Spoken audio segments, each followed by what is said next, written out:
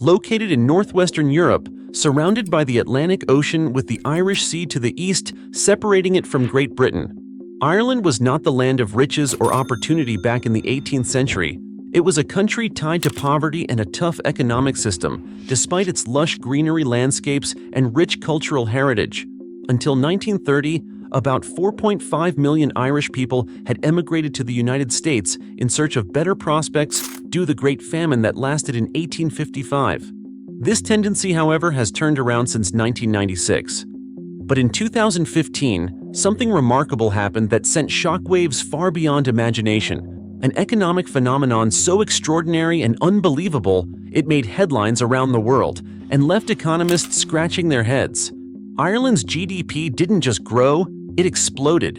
In a single year, it rose from 195.3 billion euros to 262.5 billion euros, a jaw-dropping difference of 67 billion euros. To put this in perspective, most years saw modest increases of 10 to 15 billion euros. But in 2015, the Irish economy reported a staggering growth rate of 25%. That's right, 25% in just 1 year. Let's pause for a moment. To appreciate how strange this is, consider this. The global economy averaged just 3.1% growth that year. Even economic powerhouses like China and Japan, known for their rapid development, only managed 7% and 8% respectively. So what was happening in Ireland? At first glance, it seemed like a miracle. Irish citizens now live in one of the richest countries in the world, with a GDP per capita around $104,000, 36% higher than the United States. A nation that had once relied on EU funding to rebuild its economy was now a net contributor, sending billions of euros back to the European Union. But as the saying goes, not all that glitters is gold. Behind this remarkable headline lies a deeper and stranger story. How did a country that once struggled in Europe suddenly rise to become one of the richest in the world? This is the mystery of Ireland's stunning economic rise, the story of boom, strategy, and global intrigue. Due to its small size and liberal economy, Ireland was nicknamed the Celtic Tiger in the 90s. The recession that followed the burst of the real estate market in 2008 and 2009 had a devastating effect on Irish banks.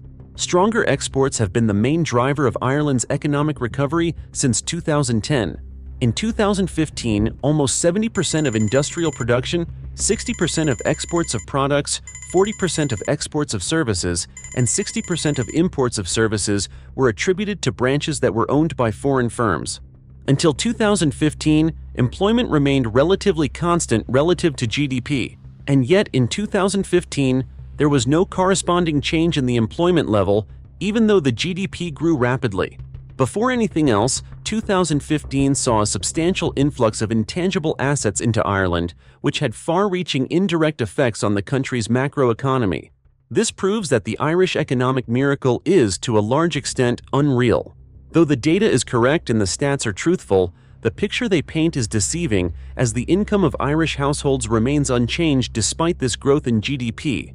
In order to comprehend the current state affairs in Ireland, one must trace it back to 1980, a crucial year that marked the beginning of its tremendous transition. People like Henry Ford, Joe Biden, and John F. Kennedy are among the notable persons descended from the over 4.7 million Irish who immigrated to the United States between 1820 and 1975. It wasn't until December 6, 1921, that Ireland finally broke away from Britain to gain independence. The early 20th century saw diversification and industrialization initiatives following independence, but growth was sluggish and hindered by restrictive laws. Although more open economic policies that aimed to entice more international investment started to yield effect, but many of the problems that had befallen Ireland in the past were still plaguing the country. Now, by the 1980s, the country's population had dropped to 2.8 million, a record low, and a massive migration was still going high. People often had trouble paying for food or heating their homes. The subsequent events marked the beginning of a new era. Meanwhile, there are various policies that a nation can establish after implementing important policy changes, such as opening up by lowering taxes and other economic obstacles, to invest in infrastructure like schools and hospitals, or to prioritize industrial policy. The goal here may be to encourage investment in specific sectors by lowering the cost of exports. While every nation has its own unique quirks, Ireland's fast growth follows a similar pattern and approaches. A major shift occurred in Ireland in the 1990s, when the country's corporate tax rate was cut to 12.5%. The tax on industrial earnings was already quite low at 10%, and this was among the lowest rates in Europe. The single market and Ireland's accession to the European Union have substantially improved the country's trading prospects. With Ireland's enticingly low tax rate, businesses can set up offices there and take advantage of free trade with the EU. Foreign direct investment surged due to these causes, especially in the pharmaceutical and electronics sectors. Nonetheless, among U.S. technology companies, IBM established headquarters in Ireland in 1956 before anyone else. Facebook, Apple, Intel, Microsoft, and Google are just a few of the many firms that have established offices in Ireland since then. Many more U.S. tech businesses have followed suit in the last 20 years, drawn to Ireland by these IT giants' presence. Unlike the UK, Ireland was able to keep its economy stable without depending significantly on finance, all because of the generous tax rates on manufacturing. Ireland is known as the Silicon Valley of Europe, due to the fact that 9 out of 10 leading American technology companies are homed in Ireland. These companies are fortunate to only face taxation in Ireland, not their home country, due to double taxation accords with nations like the United States. Basically, these companies would highlight how their Irish subsidiaries' research and development contributed significantly to their overall profitability. So they would avoid paying the higher tax rates in the United States or the European Union and instead take advantage of Ireland's more favorable low tax rates. You see, the GDP per capita, a measure of a country's wealth, started to rise sharply as a result of these revolutionary changes in Ireland. With an impressive average growth rate of 9.4% between 1995 and 2000, the country's economy swiftly outpaced that of the United Kingdom and the majority of European countries. Despite a brief dip in activity due to the financial crisis, Ireland's economy continued to expand well throughout the 2000s and 10s, with annual growth of 6.9%. Surprisingly, the Eurozone was able to avoid recession in the fourth quarter of 2022 thanks to this drive. An important factor in Ireland's GDP reaching record highs was the flood of foreign investment. Almost a quarter of Ireland's growth in 2018 was attributed to sales of Apple's iPhones alone, according to the International Monetary Fund. A startling pattern surfaced in 2017. Half of Ireland's top 50 multinational companies were American, with Apple making a substantial 1/5 of the nation's GDP. Academics and scholars have dubbed Ireland the world's largest tax haven due to the huge concentration of international firms and their substantial economic contributions. There can be little question that Ireland's economic revival over the last 30 years is directly attributable to these business-friendly measures. Thanks to their innovative economic framework and incredible comeback, Ireland is now claimed to be one of the world's wealthiest nations. The fundamental problem with relying on these numbers to assess Ireland's economic health is how irrelevant they are to people's everyday lives. Ireland ranks well on global economic leaderboards thanks to its strong GDP, but does this high number really mean anything to the people of Ireland? How GDP is determined is the main issue. Traditional measures of economic growth, like gross domestic product, include consumption, investment, government spending, and net exports. Investment and trade balance are two factors that Ireland uses to its advantage. However, they are grossly overstated and do little to improve the country's standing internationally. Investment, which includes a wide range of spending aimed at boosting economic growth, should, in theory, be good for both the economy and its residents. However, this investment's characteristics are important. Multinational firms' large contributions, which stand in stark contrast to investments spearheaded by governments, are factored into the present figures. Companies like this pour billions of dollars into the Irish economy through things like opening up establishments, buying machinery, and transferring trademarks and other forms of intellectual property. These corporate investments may not have the same positive impact on the community as investments made at the local level, such as building a new factory that employs people from the area. While they do increase GDP figures, their contributions to the welfare of Irish people are unequal. Now let's focus on the trade balance. On paper, a large trade surplus should be good for any economy, since it indicates strong exports, which should lead to more employment and more money flowing around the nation. The ideal outcome for Ireland would be for its thriving businesses abroad to have a positive impact on the country's economy. Regrettably, this ideal is at contrast with reality. Profits from the huge sales of products like smartphones, recorded as Irish exports by tech giants with bases in Ireland, such as Apple and Microsoft, mainly benefit their parent businesses abroad, not the Irish economy. Although Ireland's export numbers may give the impression of a thriving economy, in reality, only a small number of multinational businesses in the United States have reaped the benefits, while the average Ireland economy reaps very little. In fact, many job opportunities were created during this period in Ireland as a result of the entrance of international firms. A large number of foreign workers were drawn to this employment surge, leading to a dramatic increase in net migration. This trend reversed the earlier tendency of Irish nationals seeking employment outside.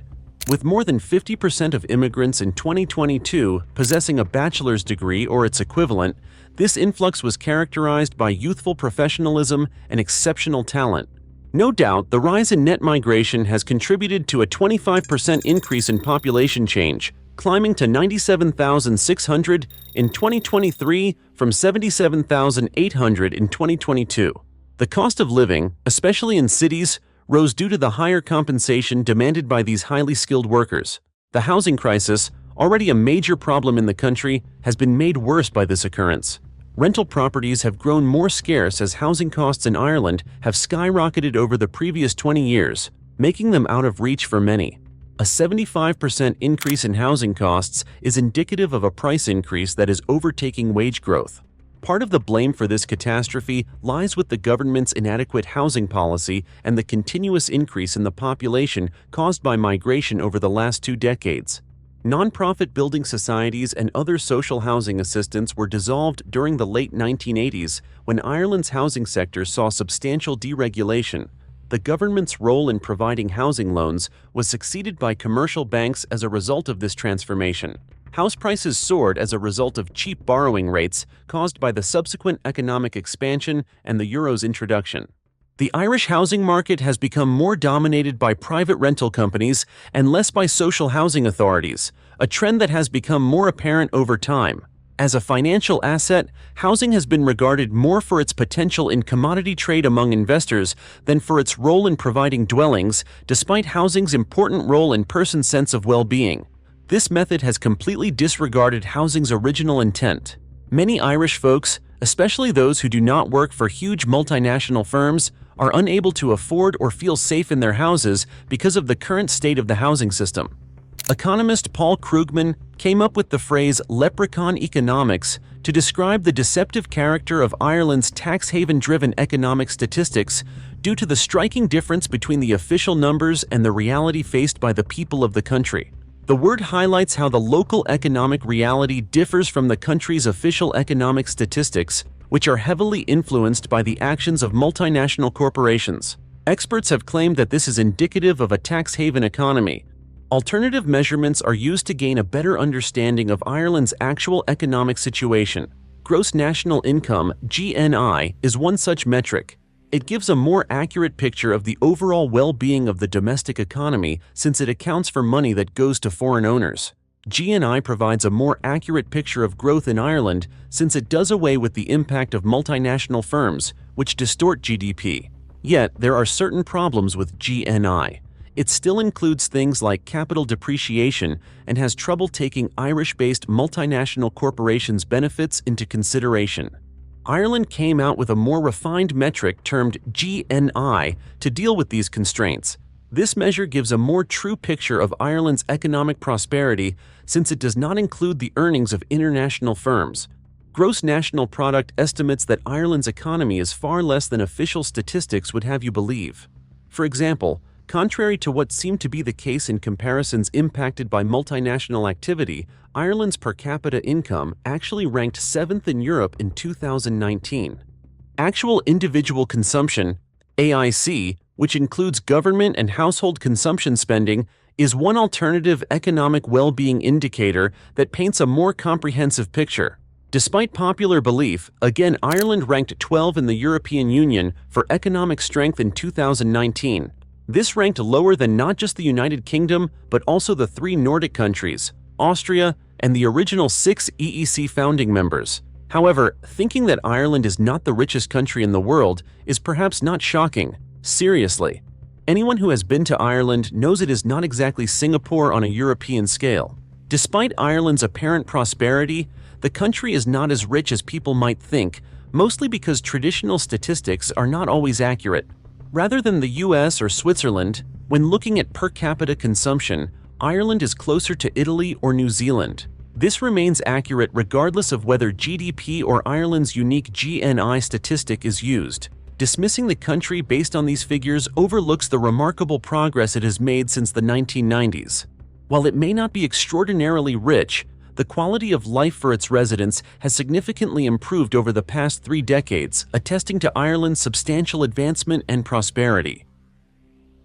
Thank you for listening. If you enjoy this, kindly like and subscribe for my next video. Until the next one, peace.